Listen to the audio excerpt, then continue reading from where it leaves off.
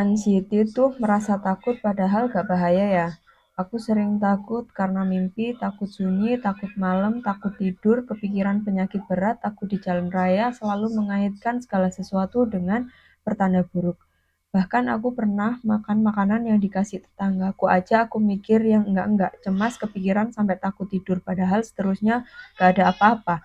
Kadang aku cemas nenangin diri dengan mikir kalau ini nanti gak ada apa-apa berarti kedepannya gak perlu ada yang perlu dikhawatirkan. Tapi setelah gak terjadi apa-apa pun aku tetap takut dan malah mikir gimana kalau kejadian kedepannya.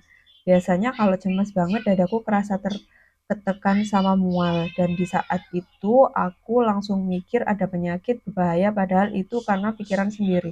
Berkali-kali ngecek pintu kalau malam karena takut ada orang jahat. Sebegitu jauhnya pikiranku.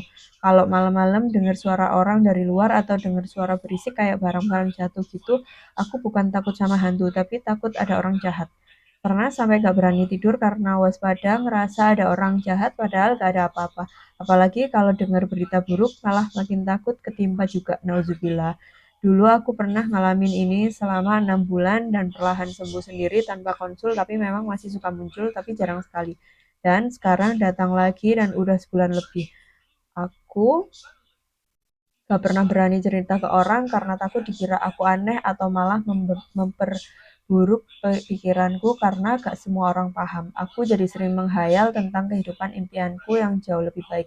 Membayangkan punya 2 kakak, punya sepasang orang tua yang terpandang dan hidupku lancar tercukupi. Sering bikin skenario dalam otak tentang kehidupan impianku. Itu sampai kadang aku terlalu berlarut dalam hayalanku dan gak sadar kalau sebenarnya aku gak seperti itu. Kak, jangan pernah bermain-main dengan pikiranmu.